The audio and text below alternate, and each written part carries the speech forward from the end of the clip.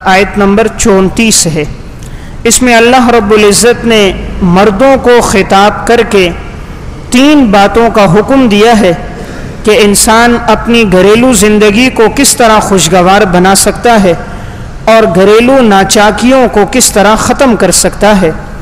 تو اللہ رب العزت نے فرمایا واللاتی تخافون نشوزہن، پس وہ عورتیں کہ تمہیں ڈر ہو ان سے کہ وہ تمہاری نافرمانی کریں گی تو فاعظوہن، ان کی اصلاح کا پہلا طریقہ یہ ہے کہ تم انہیں نصیحت کرو۔ وَاہْجُرُوهُنَّ فِي الْمَضَاجِعِ، اور دوسرا طریقہ یہ ہے کہ تم اپنے بستروں کو ان سے الگ کر دو۔ وَاضْرِبُوهُنَّ، اور تیسرا طریقہ یہ ہے کہ اگر وہ باز نہ آئے تو تم انہیں مارو۔ فَإِنْ أَطَعْنَكُمْ، پس اگر وہ تمہاری اطاعت کریں فَلَا تَبْغُوا عَلَيْهِنَّ سَبِيلًا، تو تم مت تلاش کرو ان پر کوئی راستہ۔ إِنَّ اللَّهَ كَانَ عَلِيًّا كَبِيرًا، یقیناً اللہ بلند و بالا ہے، ذات کے لحاظ سے بھی اور صفات کے لحاظ سے بھی۔ اس آیت میں اللہ رب العزت نے 3 طریقے بیان فرمائے ہیں کہ جب گھریلو زندگی میں کبھی ناچاکی آ جائے تو پہلا طریقہ یہ بیان فرمایا کہ تم انہیں نصیحت کرو، اس لیے کہ خیر کی بات اور دین اور نصیحت کی بات ضرور اثر کرتی ہے۔ وَذَكِّرْ فَإِنَّ الذِّكْرَى تَنفَعُ الْمُؤْمِنِينَ، نصیحت کرو، نصیحت ایمان والوں کو فائدہ دیتی ہے۔ دوسری بات اللہ رب العزت نے یہ بیان فرمائی کہ اگر وہ نصیحت ان پہ کاربند نہ ہو تو تم اپنا بسترہ ان سے الگ کر دو، ایک بسترے پہ ان کے ساتھ مت سو۔ اور اگر اس سے بھی انہیں کوئی فائدہ نہ ہو تو تیسرا طریقہ یہ ہے کہ تم انہیں مار سکتے ہو، لیکن شریعت نے اس کی حدود یہ بیان کی ہیں کہ اتنا نہیں مارنا کہ اس کی ہڈی ٹوٹ جائے یا جسم پہ نشانات پڑ جائیں، بلکہ شریعت نے یہ بیان کیا ہے کہ اتنا انسان مار سکتا ہے کہ اس کو تنبیہ ہو جائے۔ آگے اللہ تعالیٰ نے 2 جملے بڑے عجیب بیان فرمائے۔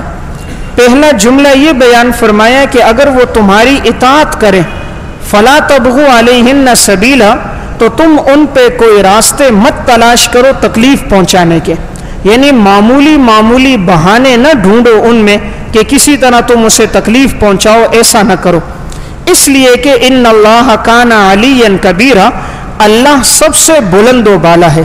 یہ اشارہ ہے کہ اگر آج تم عورتوں پر فوقیت رکھتے ہو تو اللہ تم سب پر فوقیت رکھتا ہے۔ الرجال قوامون علی النساء، مردوں کو عورتوں پر ایک مقام ہے، لیکن اللہ نے فرمایا کان علیٰ کبیرا، میں تم سب پر سب سے اونچا مقام میرا ہے، میں نے تمہیں مقام دیا عورت پر، لیکن میرا مرتبہ سب سے بلند ہے۔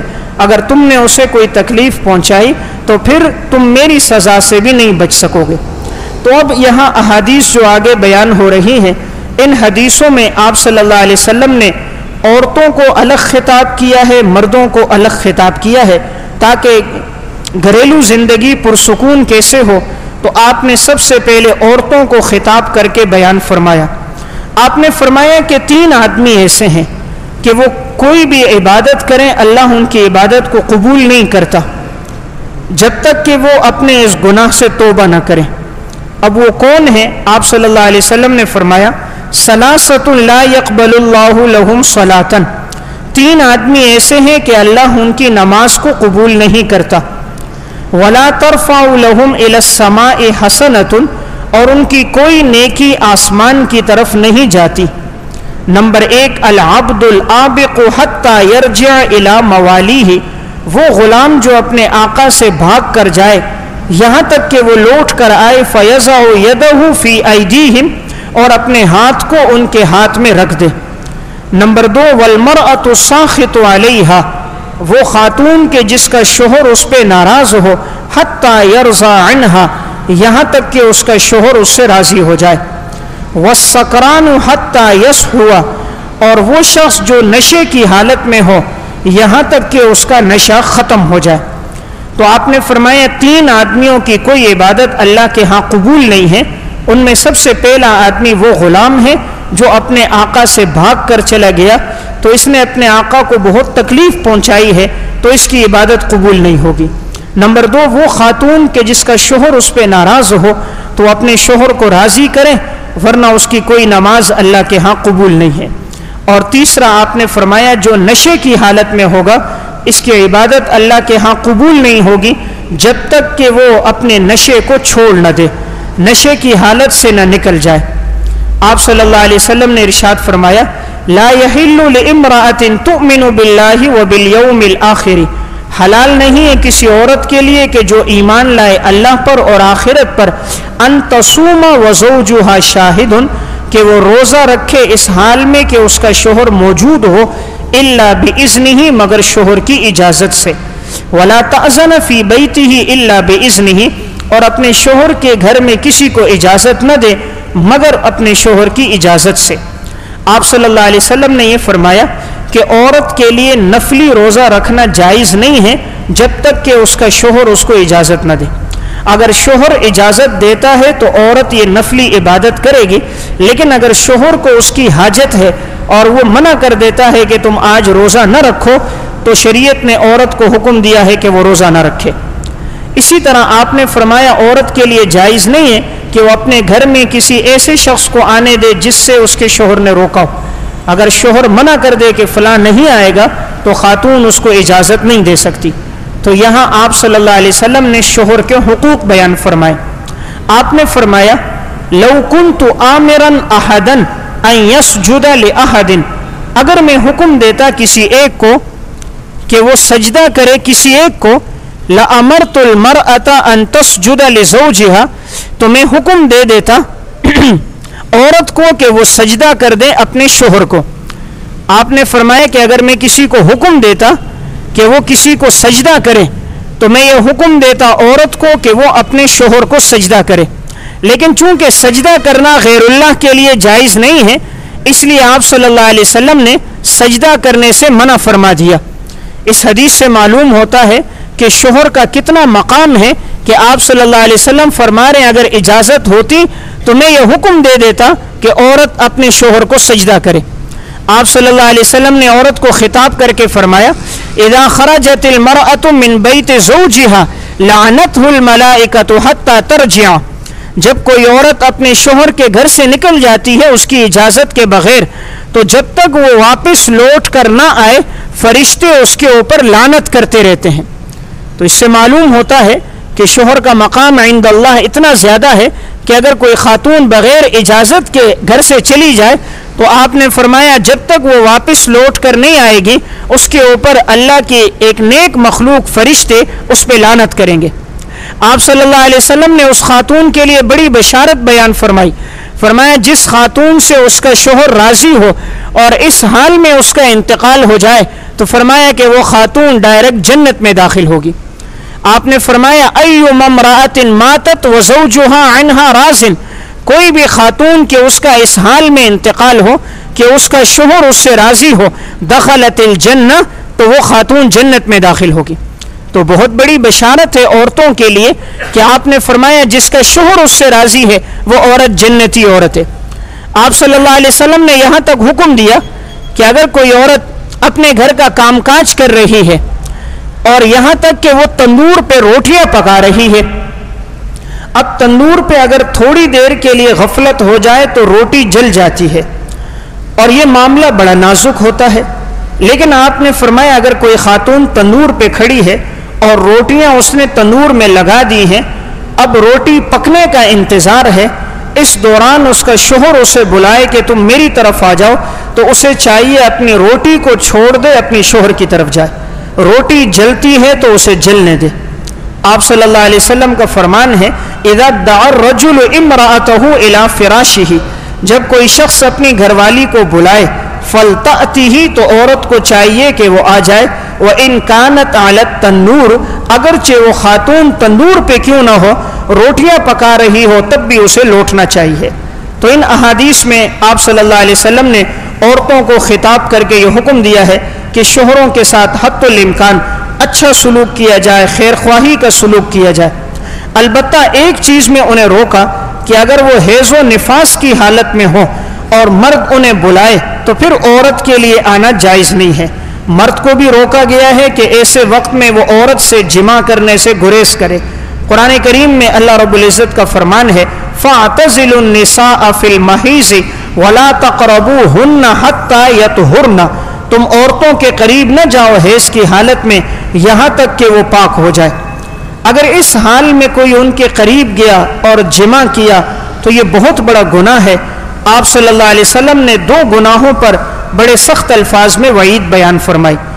ایک گناہ ہے حیض کی حالت میں جمع کرنا، اور دوسرا گناہ ہے غیر فطری راستے سے عورت کے ساتھ اپنی خواہش کو پورا کرنا۔ آپ نے فرمایا من اتا حائزن او امرأتن فی دبرہا، جو شخص کسی عورت کے پاس حالت حیض میں آیا یا یہ ہے کہ غیر فطری راستے سے آیا، فقد کفر بما انزل علی محمد، یقیناً اس نے کفر کر دیا ان تمام باتوں کا جو محمد صلی اللہ علیہ وسلم پر نازل ہوئی۔ یعنی محمد صلی اللہ علیہ وسلم پر جو شریعت نازل ہوئی ہے، جس نے ان دو گناہوں کا ارتکاب کیا، گویا کہ اس شخص نے آپ صلی اللہ علیہ وسلم پہ نازل شدہ پوری شریعت کا انکار کر دیا۔ اس لیے روکا گیا ہے کہ انسان اس گناہ سے بھی بچے۔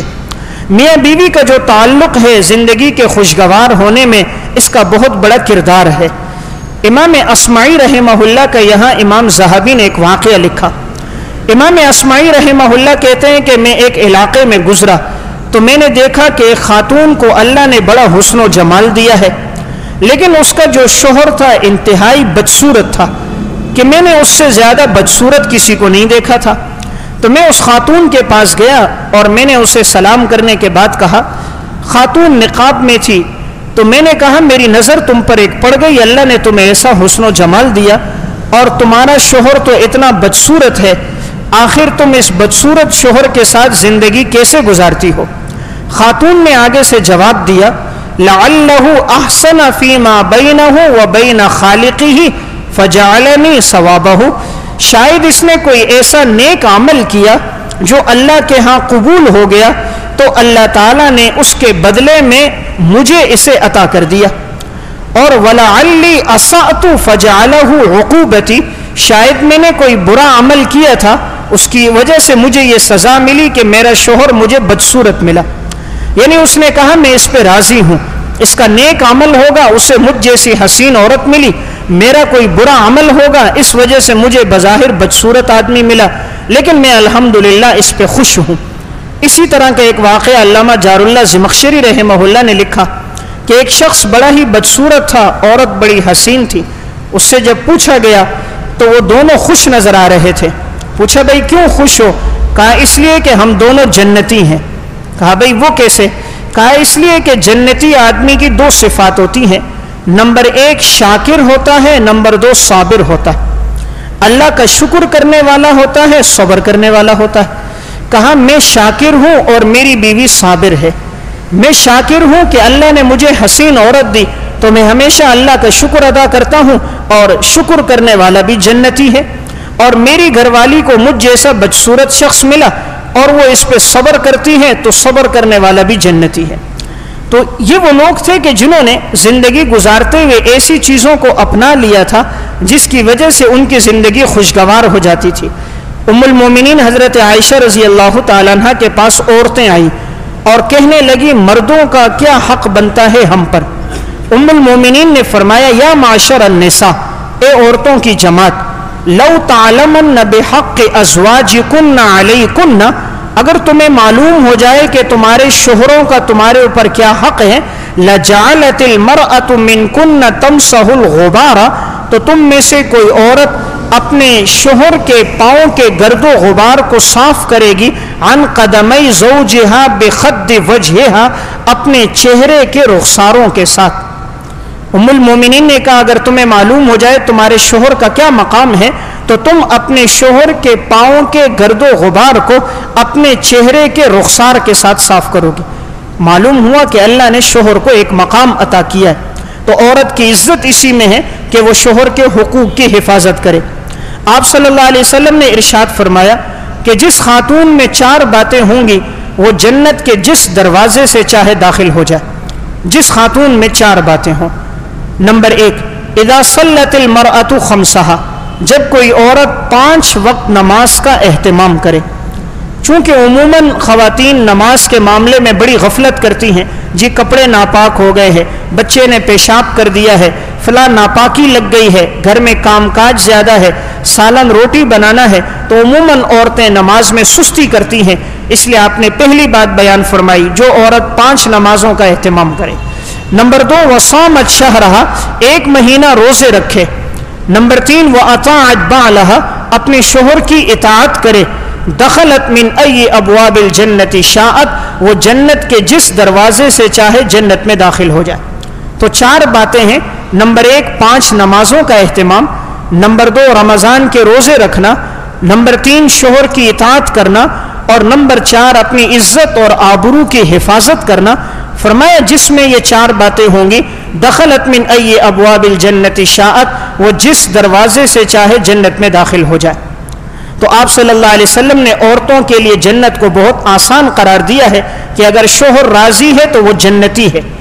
آپ صلی اللہ علیہ وسلم ایک مرتبہ عورتوں کے مجمع میں بیان فرما رہے تھے، تو آپ نے عورتوں کو خطاب کر کے کہا کہ میں نے جہنم میں دیکھا ہے عورتوں کی تعداد سب سے زیادہ ہے. فرأیت اکثر اہلھا النساء، میں نے دیکھا جہنم میں عورتیں بہت زیادہ ہیں. تو عورتوں نے پوچھا یا رسول اللہ کن گناہوں کی وجہ سے ہم جہنم میں زیادہ ہیں؟ آپ صلی اللہ علیہ وسلم نے فرمایا تمہارے اندر 2 گناہ ہیں. نمبر 1 پہلی چیز یہ ہے کہ تم لان تان بہت زیادہ کرتی ہو، اور نمبر 2 تم اپنے شوہروں کی ناشکری بہت کرتی ہو. آپ نے فرمایا اگر تمہارا شوہر ساری زندگی تمہارے ساتھ خیر خواہی کرتا رہے، ایک دن خیر خواہی نہ کرے یا تمہاری کسی ایک فرمائش کو پورا نہ کرے، تو تم آگے سے کہتی ہو ما رأیت خیرا منک قط، میں نے تو تجھ سے کوئی بھلائی کبھی دیکھی ہی نہیں. یعنی تم احسان فراموشی بہت کرتی ہو، اس وجہ سے تم جہنم میں زیادہ ہو. تو انہوں نے کہا یا رسول اللہ کیسے ہم بچیں گی؟ آپ نے فرمایا شوہروں کے حقوق کی ادائیگی کرو، صدقہ کرو، صدقہ کثرت سے کیا کرو تاکہ تم جہنم سے محفوظ ہو جاؤ. تو ان احادیث میں آپ صلی اللہ علیہ وسلم نے عورتوں کو خطاب کر کے حکم دیا ہے اور خاص طور پہ فرمایا کہ شوہروں کے حقوق کی رعایت رکھو. آپ نے یہاں تک فرمایا، سنن ترمذی کی روایت ہے کہ جب کوئی خاتون اپنے شوہر کو اذیت دے تو حور عین جو اس کی بیوی ہے جنت کی، وہ کہتی ہے کہ تم میرے اس شوہر کو تکلیف نہ دو، یہ تھوڑے دنوں کے لیے تمہارے پاس ہے، پھر یہ میرے پاس آ جائے گا، اللہ کی بندی اس کو اذیت نہ دو. تو حدیث میں آپ نے فرمایا لا تؤذی امرأۃ زوجہا فی الدنیا، کوئی عورت اپنے شوہر کو دنیا میں تکلیف نہ دے، الا قالت زوجته من الحور العین، جب کوئی عورت تکلیف دیتی ہے تو حور عین کہتی ہے لا تؤذیہ، اسے تکلیف نہ دو، قاتلک اللہ، اللہ تجھے ہلاک کرے، فانما هو عندک دخیل، یہ تو چند دنوں کے لیے تیرے پاس ہے، یوشک ان یفارقک الینا، قریب ہے کہ اللہ اسے میرے پاس لے آئے. تو یہاں تک کہ حور عین اس پہ لان تان کرتی ہے. اس سے معلوم ہوتا ہے کہ شوہر کا مقام بہت زیادہ ہے. اب انسان یہ چاہے کہ زندگی خوشگوار ہو تو جہاں حضور نے عورتوں کو یہ ارشادات بیان فرمائے وہاں حضور نے مردوں کو بھی حکم دیا. امام ذہبی نے اسی مقام پر وہ احادیث جس میں آپ صلی اللہ علیہ وسلم نے مردوں کو احکامات دیے ہیں وہ بھی ذکر کیے ہیں تاکہ بینس برابر ہو، جہاں عورتوں کو حکم ہے وہاں مردوں کو بھی حکم ہے. تو زندگی کی گاڑی اسی وقت چلے گی جب دونوں اپنے حقوق کی رعایت رکھیں گے. تو اللہ رب العزت نے قرآن میں مردوں کو خطاب کر کے کہا وعاشروہن بالمعروف، کہ تم اپنے گھر والیوں کے ساتھ اچھا سلوک کرو. یعنی اللہ سفارش کر رہا ہے عورتوں کی طرف سے، مردوں کو اللہ کہہ رہا ہے کہ اپنی بیویوں کے ساتھ تم اچھا سلوک کرو. آپ صلی اللہ علیہ وسلم حجۃ الوداع کے موقع پر جب کم و بیش 1,24,000 صحابہ کا مجمع تھا، حضور کا آخری خطبہ تھا، حضور نے اس موقع پر خطبے میں بیان فرمایا الا واستوصوا بالنساء خیرا، خبردار میری بات کو غور سے سنو، عورتوں کے معاملے میں اللہ سے ڈرتے رہو، عورتوں کے معاملے میں اللہ سے ڈرتے رہو، یعنی ان کے ساتھ اچھا سلوک کرو. فإنہن عوان عندکم، یقیناً یہ تمہارے پاس قیدی بن کر ہیں. لیس تملکون منہن شیئا غیر ذالک، تم ان کے اوپر کسی چیز کی ملکیت نہیں رکھتے ہو. الا ان یأتین بفاحشۃ مبینہ، مگر یہ کہ اگر وہ کوئی بے حیائی کا کام کریں، فَإِنْ فَعَلْنَ فَاهْجُرُوهُنَّ فِي الْمَضَاجِعِ تو تم ان سے اپنے بستروں کو الگ کر دو. وَاضْرِبُوهُنَّ ضَرْبًا غَيْرَ مُبَرِّحٍ تو تم انہیں مارو لیکن ایسا جس سے جسم پہ نشان نہ پڑے. فَإِنْ أَطَعْنَكُمْ فَلَا تَبْغُوا عَلَيْهِنَّ سَبِيلًا اور اگر وہ تمہاری اطاعت کریں تو تم ان پر کوئی راستہ مت تلاش کرو. یعنی آپ صلی اللہ علیہ وسلم نے مردوں کو حکم دیا کہ تم عورتوں کے ساتھ اچھا سلوک کرو. اور حضور نے بہترین انسان کی کیا صفت بیان فرمائی؟ آپ نے فرمایا خیرکم خیرکم لأہلہ تم میں سب سے بہترین انسان وہ ہوگا جو اپنے گھر والوں کے ساتھ سب سے اچھا ہو. آپ صلی اللہ علیہ وسلم نے فرمایا اکمل المؤمنین ایمانا احسنہم خلقا والطفہم باہلہ تم میں سب سے کامل ایمان اس کا ہوگا جس کے اخلاق اچھے ہوں گے اور وہ اپنے گھر والوں کے ساتھ اچھا سلوک کرے گا. تو آپ نے ایمان کے کامل ہونے کی دو نشانیاں بیان فرمائی. نمبر 1 اخلاق اچھے ہوں اور نمبر 2 اپنے گھر والوں کے ساتھ اچھا سلوک کرتا ہو. عموماً انسان باہر کی زندگی میں بہت اچھا ہوتا ہے لیکن گھر کے اندر اس کا رویہ بڑا معتدل نہیں ہوتا, غیر جانبدارانہ ہوتا ہے کہ وہ انہیں تکلیف اور اذیت دیتا ہے. اسی لیے خطبہ نکاح میں جتنی آیات پڑھی جاتی ہیں سب میں ایک لفظ آتا ہے اتق اللہ, اللہ سے ڈرو, اللہ سے ڈرو. یعنی تم نکاح تو کر رہے ہو لیکن نکاح کے معاملے میں اللہ سے ڈرنا, انہیں کوئی تکلیف نہ پہنچانا. تو شریعت نے عورت کو اتنا حق دیا ہے. پھر بھی کچھ لوگ کہتے ہیں اسلام میں عورت کا حق نہیں ہے. اسلام نے تو عورت کو یہ حق دیا کہ اگر ماں ہے قدموں کے نیچے جنت, اور اگر بیوی ہے تو بہترین سلوک کرو, اور اگر بیٹی اور بہن ہے تو آپ نے فرمایا من عال جاریتین حتی تبلغ جاء یوم القیامہ جس نے اپنی 2 بچیوں کی بہنوں کی پرورش کی وہ قیامت کے دن اس حال میں آئے گا اور میرا اتنا قریب ہوگا جتنا یہ 2 انگلیاں آپس میں قریب ہیں. اتنا آپ صلی اللہ علیہ وسلم نے عورت کے لیے خوشخبریاں سنائی ہیں اور مردوں کو حکم دیا ہے کہ ان کے حق میں ان کے ساتھ اچھا سلوک رکھو. امام ذہبی نے یہاں ایک واقعہ لکھا اسی مقام پر. حضرت عمر رضی اللہ تعالیٰ عنہ کا دور تھا. ایک شخص کو اپنی گھر والی سے بڑی شکایتیں تھیں اور گھر والی بسا اوقات اس پہ زبان درازی بھی کرتی تھی. تو اس نے سوچا کہ میں جا کر حضرت عمر رضی اللہ تعالیٰ عنہ سے مشورہ لیتا ہوں کہ میں اپنی گھر والی کو طلاق دیتا ہوں. اب یہ مشورہ لینے کے لیے حضرت عمر کے پاس آ رہے تھے. حضرت عمر رضی اللہ تعالیٰ عنہ گھر میں تھے اور یہ گھر کے باہر تھے. تو حضرت عمر اور ان کی گھر والی کے درمیان کسی بات میں ناچاکی تھی تو گھر والی کی کچھ آواز بلند ہو گئی اور وہ آواز ان کو باہر بھی سنائی دی گئی.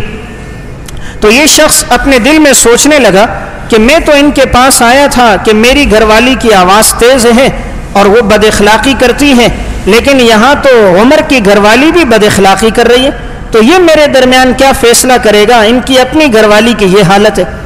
تو جب اس نے آواز سنی تو وہاں سے جانے لگا. دستک تو دے چکا تھا تو جانے لگا. اتنے میں حضرت عمر باہر نکل گئے. پوچھا بھئی کہاں جا رہے ہو؟ کہا حضرت اس مقصد کے لیے آیا تھا لیکن میں نے دیکھا کہ آپ کے گھر میں بھی آواز سنائی دی گئی تو لگتا ہے کہ آپ کے گھر میں بھی بیوی نافرمان ہے.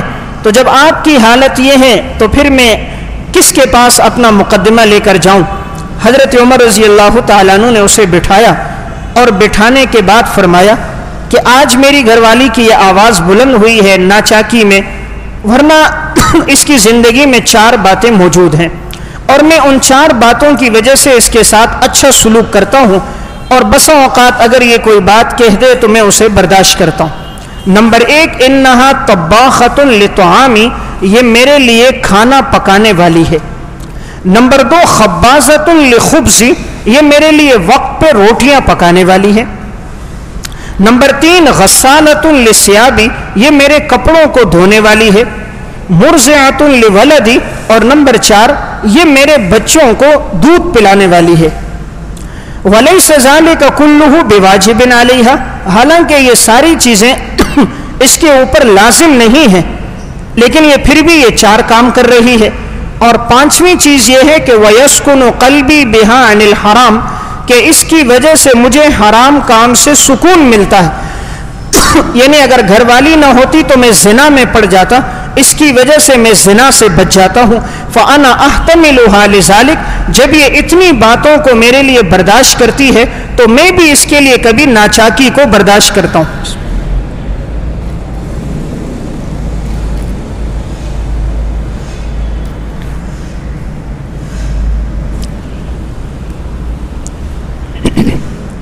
تو حضرت عمر رضی اللہ تعالیٰ عنہ نے فرمایا کہ میری اس گھر والی میں 5 باتیں ہیں.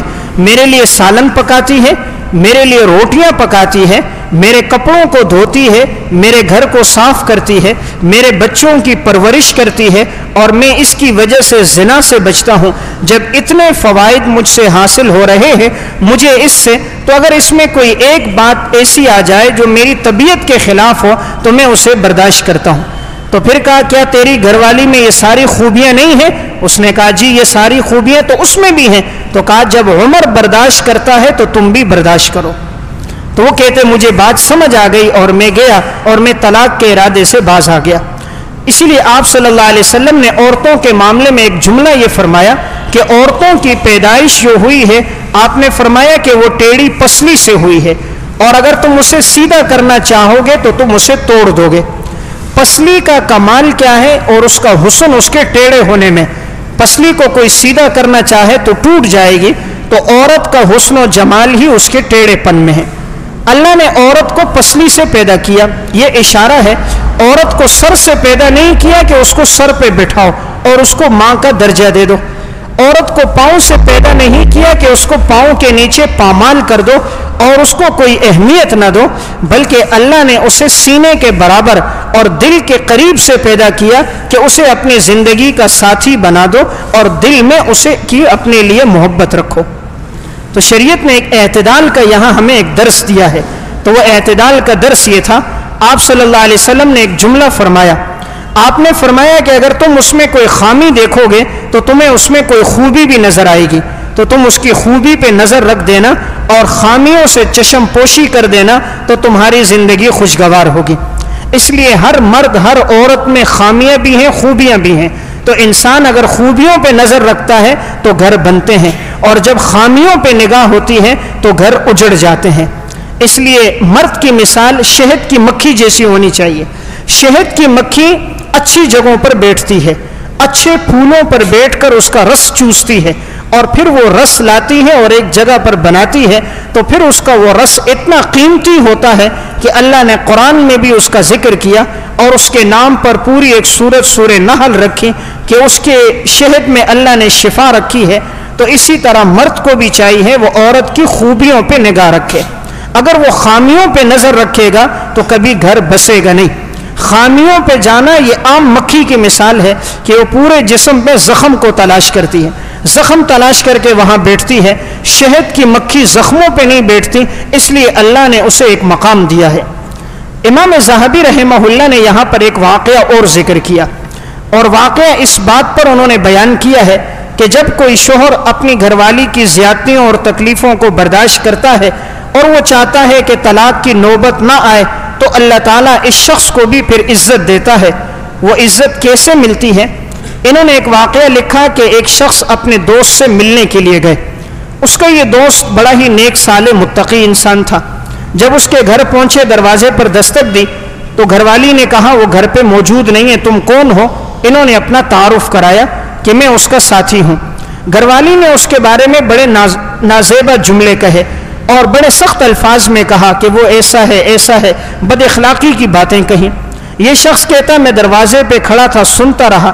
میرے دل میں یہ بات آئی کہ واپس چلا جاؤں, لیکن میں نے سوچا کہ چلو برداشت کر دیتا ہوں, اتنے دور سے آیا ہوں. کہتے میں نے تھوڑی دیر بعد کیا دیکھا کہ وہی شخص جس سے میں ملنے آیا تھا وہ شیر کے اوپر بیٹھ کے آ رہا ہے اور لکڑیاں شیر پہ رکھی ہوئی ہیں. گھر تک پہنچا. جیسے پہنچا تو شیر کو اس نے آواز دی کہ اب تو جا سکتا ہے, تو شیر چلا گیا. پھر وہ اندر آیا, مجھے کھانے پر بٹھایا, میں نے اس کے ساتھ کھانا کھایا. کھانا کھا رہا تھا, گھر والی اس کو نازیبہ جملے کہہ رہی تھی, لیکن وہ شخص سن رہا تھا. یہاں تک کہ ہم کھانے سے فارغ ہوئے, اس نے مجھے رخصت کر دیا. کہتے میں اگلے سال پھر اس سے ملنے آیا. جب میں ملنے آیا, دروازے پہ دستک دی تو خاتون نے پوچھا, میں نے تعارف کرایا, لیکن اب خاتون جو مجھ سے بات کر رہی تھی بڑی عزت کے ساتھ اپنے شوہر کا تعارف بڑے اچھے الفاظ میں کیا کہ وہ بڑا دیندار ہے, نیک ہے, صوم و صلات کا بڑا پابند ہے, وہ جنگل میں لکڑیاں کاٹنے گیا ہے, ابھی آ رہا ہوگا. کہتے تھوڑی دیر میں نے دیکھا وہ آ رہا تھا اور اس نے وہ لکڑیاں اپنے کندھے پر اٹھائی ہوئی تھی, لے کر آیا اور مجھے کھانے پر بٹھایا. میں نے اس کے ساتھ کھانا کھایا. پھر میں نے اس سے کہا کہ گزشتہ سال میں ملنے آیا اس وقت تو آپ لکڑیاں لے کر آ رہے تھے شیر کے اوپر، اور آج میں آپ سے ملنے آیا اور آج آپ لکڑیاں لے کر آ رہے ہو اپنے کندھے کے اوپر. آخر یہ 1 سال میں یہ تفاوت کیسے ہوا؟ گزشتہ سال جو ملنے آیا گھر والی آپ کی بڑی بد اخلاق تھی، اس سال جو ملنے آیا تو آپ کی گھر والی بڑی نیک صالح متقیہ معلوم ہوتی ہے، آپ کی بڑی تعریف کر رہی تھی. اس شخص نے جو جملہ کہا ہے امام ذہبی نے یہاں لکھا، اس نے کہا فَكَأَنَّ اللَّهَ قَدْ سَخَّرَ لِيَ الْأَسَدَ، اللہ تعالیٰ نے میرے لیے شیر کو مسخر کر دیا. الَّذِي رَأَيْتَ يَحْمِلُ عَنِّي الْحَطَبَ بِالصَّبْرِ، تو نے دیکھا کہ میں نے شیر کے اوپر لکڑیوں کو لایا تھا، بِالصَّبْرِ عَلَيْهَا وَإِحْتِمَالِ لَهَا، جب میں نے اس کی زیادتیوں پر صبر کیا تو اللہ نے شیر کو ایسا بنا دیا کہ وہ میرے بوجھ پر صبر کرنے لگا. فلما توفیت، جب اس کا انتقال ہو گیا، تزوجت هذه المرأة الصالحة، میں نے اس نیک عورت سے نکاح کر دیا. وأنا في راحة معها، میں اس کے ساتھ بڑی راحت کی زندگی میں ہوں. فانقطع عني الأسد، تو اب وہ شیر کا معاملہ مجھ سے ختم ہو گیا.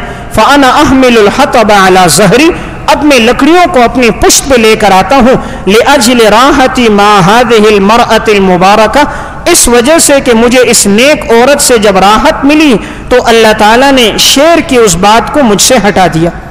تو دیکھیں امام ذہبی واقعہ لکھ کر یہ بتانا چاہ رہے ہیں، جب اس نے عورت کی آزمائشوں پہ صبر کیا تو اللہ نے شیر کو اس کا تابع بنا دیا کہ اس نے وہاں صبر کیا ہے، اس کا بوجھ برداشت کر رہا ہے تو شیر اس کا بوجھ برداشت کر رہا ہے. تو گھر کی زندگی میں خوشگواری کے لیے اللہ نے مرد اور دونوں کو الگ الگ حکم دیا ہے. زندگی کیسے خوشگوار ہوگی، اس کے لیے 4 اصول ہیں. ان 4 چیزوں کی رعایت رکھی جائے تو ناچاکیاں بھی ختم ہوں گی، گھریلو جھگڑے بھی ختم ہوں گے، طلاق کی نوبتیں بھی کم آئیں گی. نمبر 1 کہ جب مرد گھر میں داخل ہو تو مسکراتا ہوا داخل ہو.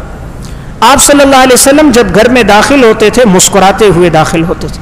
آپ گھر میں داخل ہوتے تھے السلام علیکم کہتے ہوئے داخل ہوتے تھے.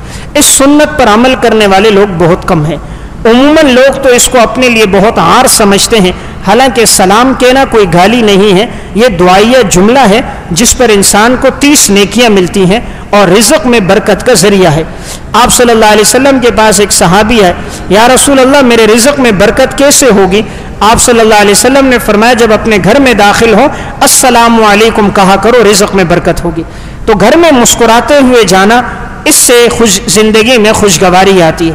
نمبر 2 دوسری چیز ہے کہ جب بھی عورت کو سمجھانا ہو تو تنہائی میں سمجھایا جائے اور تعریف مجلس میں کی جائے تو اس سے فرق زیادہ پڑتا ہے.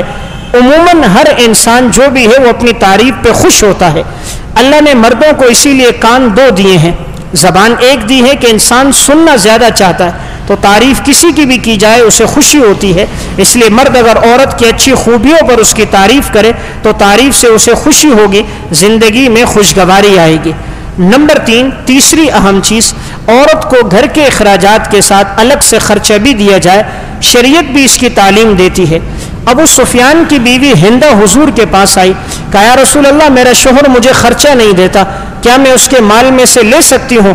آپ نے فرمایا تم اتنا لے سکتی ہو جتنا تمہاری ضرورت کا ہے، تمہارے لیے لینا جائز ہے. تو عورت کو الگ سے خرچہ دینا یہ بھی مرد کی ذمہ داری بنتی ہے. نمبر 4 اگر عورت اپنے ماں باپ سے ملنے جائے، اپنے بہن بھائیوں سے، تو اسے اس کی اجازت دی جائے. اس پہ سختی کرنا اور اسے روک دینا، سالہ سال تک نہ جانے دینا، یہ ظلم ہے. اس کے والدین کا آپ پر بھی اور اس پر بھی حق بنتا ہے. ان چیزوں کی رعایت رکھی جائے تو زندگی میں سکون آ جاتا ہے. عموماً مرد عورتوں میں آج کے موبائل نے دونوں کو مصروف کر دیا، اس لیے وہ وقت ہی نہیں رہا کہ وہ آپس میں کوئی بات کر سکیں. عورت الگ موبائل میں ہے، مرد الگ موبائل میں ہے، نہ اسے فرصت نہ اسے فرصت، اس لیے وہ زندگی کی خوشگواری ختم ہو گئی. پہلے یہ ہوتا تھا خوشگواری تھی، موبائل نے، نیٹ کیبل نے، فیس بک نے اس چیز کو ختم کر دیا ہے. تو اس لیے گھر کے ماحول میں اس کی رعایت رکھی جائے، ماں باپ کو بھی وقت دیا جائے، اولاد کو بھی وقت دیا جائے، گھر والوں کو بھی وقت دیا جائے. اس سے زندگی پہ، ماحول پہ اچھا اثر ہوتا ہے. ایک اہم چیز، عموماً جب تک نکاح نہ ہو تو انسان غیر محرموں سے بات کرتا ہے لمبی چوڑی، اور جب نکاح ہو جاتا ہے تو گھر والی سے 5 منٹ گفتگو کرنا اس کے لیے درد سر بن جاتا ہے. نامحرم سے گھنٹوں گفتگو کرے گا، اور جسے نکاح کر کے گھر لے کر آیا ہے اس سے بات کرتے ہوئے اس کو تکلیف پہنچے گی۔ یہ معلوم ہوتا ہے کہ دل میں نفس میں شیطان موجود ہے۔ تو جہاں شریعت اجازت دیتی ہے وہاں انسان گفتگو نہیں کرتا، جہاں شریعت روک رہی ہے وہاں وہ گھنٹوں باتیں کر رہا ہے۔ تو جب اپنے نفس کو وہاں سے سیر کر دیتا ہے تو یہاں اس کو سیرابی نہیں ملتی۔ تو ان چیزوں کی اگر رعایت رکھی جائے تو زندگی میں خوشگواری آئے گی۔